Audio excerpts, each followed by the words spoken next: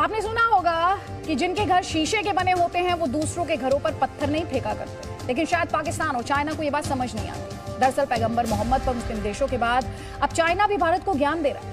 कहा है कि भारत को सभी धर्मों का सम्मान करना चाहिए, लेकिन वो खुद अपने यहाँ रहने वाले वीगर मुसलमानों की नस्ल खत्म करने में लगा हुआ है। उसका पक्का दोस्त पाकिस्तान भी बलोच मुसलमानों को मिटाने पर तुला है, लेकिन मुस्लिमों के रहनुमा कहलाने वाले देशों को मुस्लिमों के ये दुश्मन नहीं दिखते। उन्हें अगर कोई दिखता है तो वो भारत है।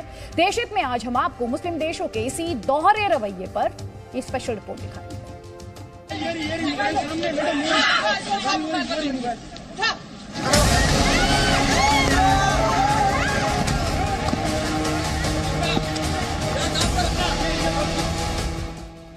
भारत को ज्ञान, टारगेट पर मुसलमान। सड़क पर घसीटी जा रही और गाड़ियों में जबरन ठूसी जा रही इन महिलाओं की तस्वीरें देखिए। ये तस्वीरें पाकिस्तान के कराची की हैं, जहां सिंध पुलिस बलोच प्रदर्शनकारियों पर अपना गुस्सा उतार रही है। आदमी तो आदमी, महिलाओं को भी नहीं छोड़ा गया। कुछ की गोद में तो बच्चे भी थे।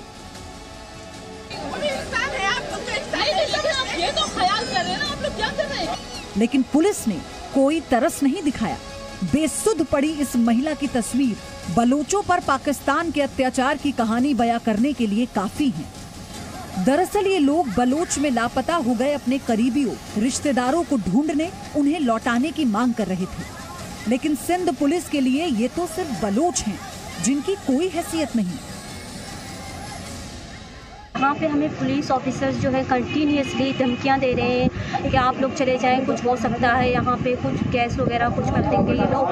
लेकिन हम यहाँ से नहीं उठेंगे जब तक हमें वो फाइनली ये कह ना दे, रिटर्न फॉर्म में लेकर आए नहीं कि कल हमें गमशाद से मिलवाएंगे, तब तक हम यहाँ से उठेंगे नहीं। पाकिस्तान को बलूचिस्तान तो चाहिए, वहाँ के संसाधन भी चाहिए, लेकिन वहाँ के लोग नहीं चाहिए। इसलिए जब ये लोग अपनी बात रखने आते हैं तो बदले में उन्हें मिलती है पुलिस की लाठियां, जुल्म और अत्याचार। पुलिस की गुंडागर्दी! पुलिस की गुंडागर्दी! अब आप सोचिए, सिंध पुलिस जिन लोगों पर लाठियां बरसा रही है वो बलूच कौन है? क्या ये हिंदू हैं? क्या ये ईसाई हैं? या फिर ये सिख हैं?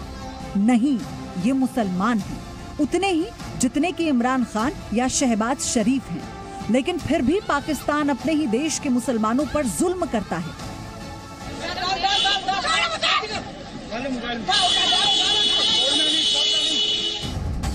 मानवाधिकार संगठनों के मुताबिक 6000 से भी ज्यादा बलोच नागरिक अभी भी लापता हैं और इनके पाकिस्तानी सेना की कैद में होने की आशंका है। वर्ष 2009 से अब तक करीब 1400 लापता बलोच लोगों के शव मिल चुके हैं। ये शव शत विशिष्ट हालत में मिले थे, जिन पर गोलियों के और बर्बरता के निशान भी पाए गए। यानी पाकिस्तान अपने ही देश में मुसलमानों पर जुल्म कर रहा है, लेकिन जब बात भारत की आती है तो वो ज्ञान देने लगता है।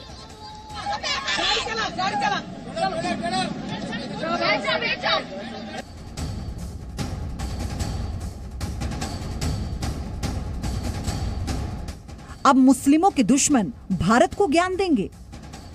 सिर्फ पाकिस्तान ही नहीं, चोर चोर मौसेरे भाई की तर्ज पर अब चीन भी भारत को सलाह दे रहा है।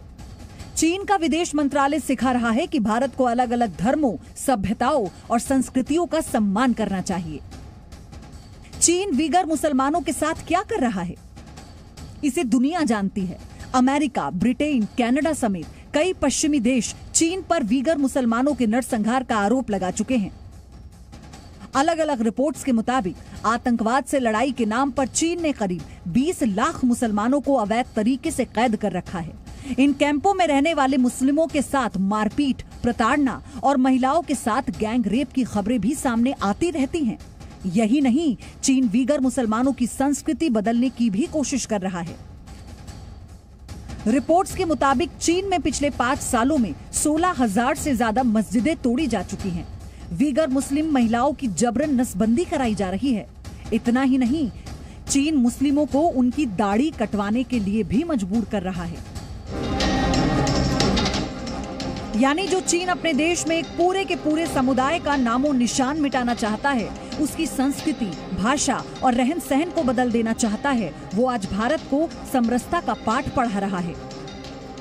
चाइना तो मौके ढूंढता है डेफिनेटली यस, भारत को कमजोर दिखाने को, तो वो हमें नसीहत दे रहा है। हर देश की अपनी आज़ादी है कोई भी स्टेटमेंट्स देने की, पर हम समझ सकते हैं किन कारण से चाइना कर रहा है।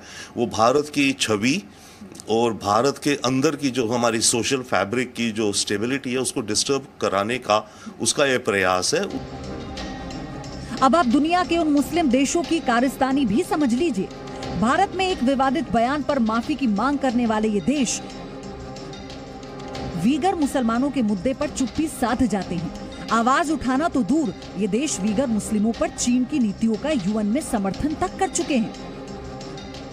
आज अगर ये मुस्लिम देश इस विवाद में नहीं कूदे होते तो शायद आज भारत में दंगे नहीं हो रहे होते, जुमे की नमाजों के बाद शहर शहर पथराव नहीं हो रहे होते। ब्यूरो रिपोर्ट, जी मीडिया।